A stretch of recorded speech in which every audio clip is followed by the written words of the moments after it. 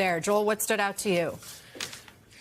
Well, you know, Anna, this is Trump unconstrained, first and foremost. And clearly, he decided to get a lot off his chest. And, you know, I've been going to UN General Assemblies, either working on them or outside and speaking and meeting with people or commenting, of course, as well. Like this morning, I've never seen a speech like this. This was bonkers. This was out of control.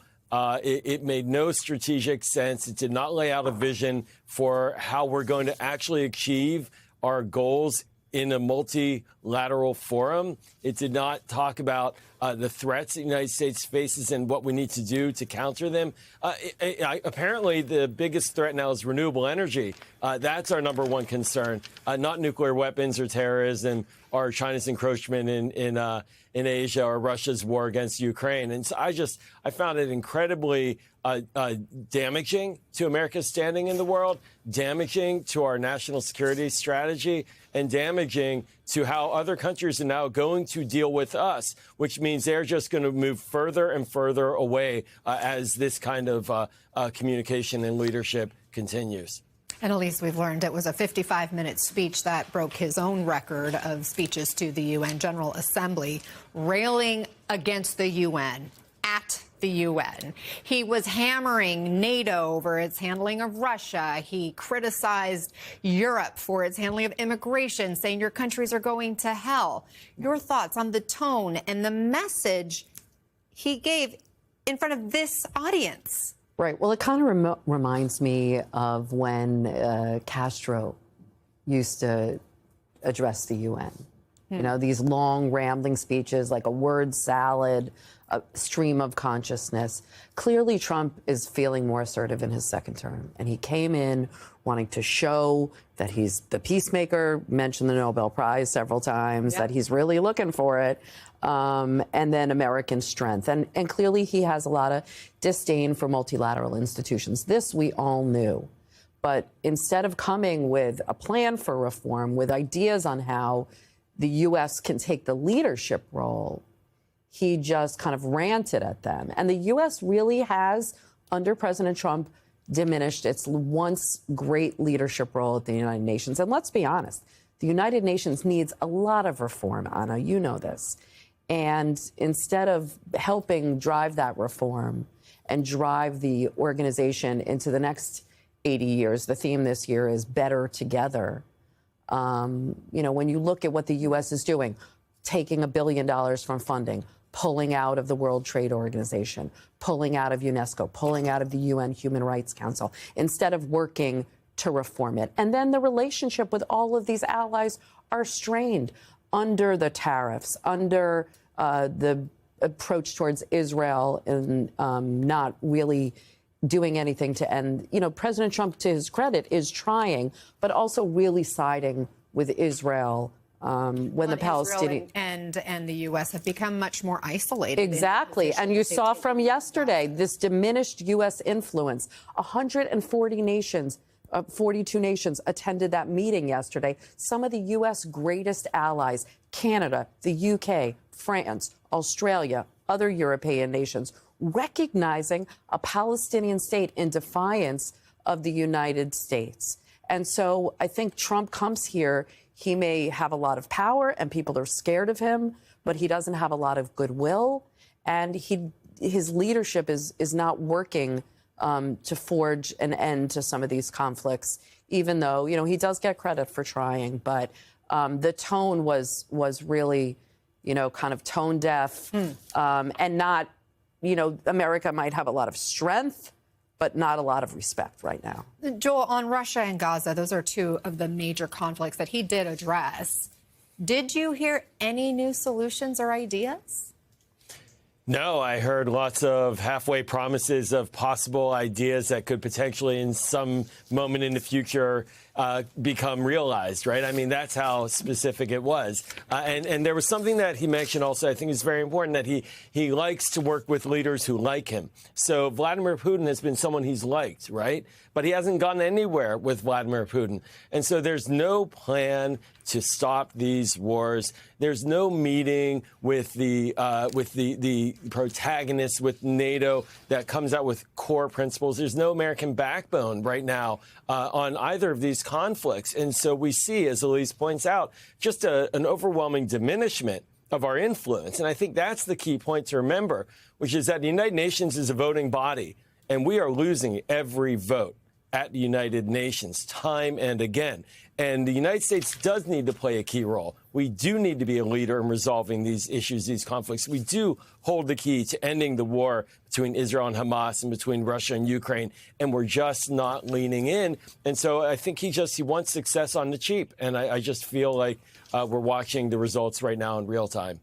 Matt, you're there in Tel Aviv. What were leaders in the Middle East watching for from the president today? And I'll note that the one real applause line he got during his speech was when he said, release the hostages now. And he did say we have to get that done related to negotiating a ceasefire for Gaza. Yeah, I mean, he did make some comments about Gaza. He did say we need to end the war, and he did assail those countries who have said in the past couple of days that they will recognize a Palestinian state, joining about 75% of the countries represented in the United Nations. But Anna, there's still, as Joel was saying, as the rest of the guests were saying, there is a big Middle East-shaped hole in this speech. And, considering that the big headline of the week at the United Nations were these countries recognizing a Palestinian state, the president offered very little on that. And if you were looking for clues on the president's direction and his policy thinking, as Joel mentioned, you're not going to see anything of substance from what the president said today. Most of this was focused on domestic issues, boasting about accomplishments that happened domestically. Really, and again, of course, attacking the United Nations, the very body which he's addressing. This is a speech that he's given on the biggest stage in global diplomacy. This is the diplomacy Super Bowl, or more like the World Cup. And the fact is, the president had mostly comments about his domestic policy and didn't answer the questions even about Ukraine, about Gaza, about Israel, about Iran, that so many folks here in the Middle East were listening to try to see what he would say, whether he would come out with some sort of bombshell like the Trump Riviera plan that he came out with a couple of months ago that somehow is still kind of on the table in terms of people discussing it and in terms of action being taken within the State Department. We know that they're still holding out hope for this Trump Riviera plan. Now, he didn't mention any of the other endgame ideas that could be coming out of the Gaza Strip. He didn't lay any pressure on Israel to try to stop the fighting in the Gaza Strip, though he did call for the war to end. So, we didn't really get much from him on any of these important topics. Matt Bradley, thanks for your reporting. Elise, you talk about how this body wasn't exactly being praised, or there wasn't outreach of we're in this together. It was sort of like you guys are wrong and you've handled all these different issues. It doesn't seem like that message would be embraced. And you pointed out how much the U.S. has pulled out of the UN and its involvement, and including cutting funding. So I guess what's the risk there if the U.S. steps back, if the U.S. isn't embraced in this kind of messaging? Who or what fills the void? Well, China is filling the void. With all the pulling out of the UN of the funding, China is increasing its funding for the UN and all these multilateral institutions, trying to portray itself as the more stable partner. We know that, there are a lot of questions about human rights and the U.S. attention toward human rights and democracy under President Trump. But we know China does not care about democracy or human rights. Qatar is another country that is trying to fill that void, particularly in the UN. And I'll say something. President Trump is meeting tomorrow with a bunch of Arab and Muslim leaders to talk about the UN, to talk about Gaza and the Palestinian question. He's going to get a mouthful, Anna. Last week, all these countries, all of the Arab and Muslim countries met together. Who was there? Iran, Turkey, Qatar, all of these countries. And Iran's not the boogeyman anymore. Iran's not the big, scary power in the region. It's Israel. And so the isolation that Israel is facing, along with the United States, those were the two countries that weren't there yesterday. So if the U.S. doesn't show that leadership, other countries are going to fill the void. And now Israel is threatening to annex the West Bank in retaliation for this recognition conference yesterday, which is meaningless. I mean, look, the Palestinians deserve a state.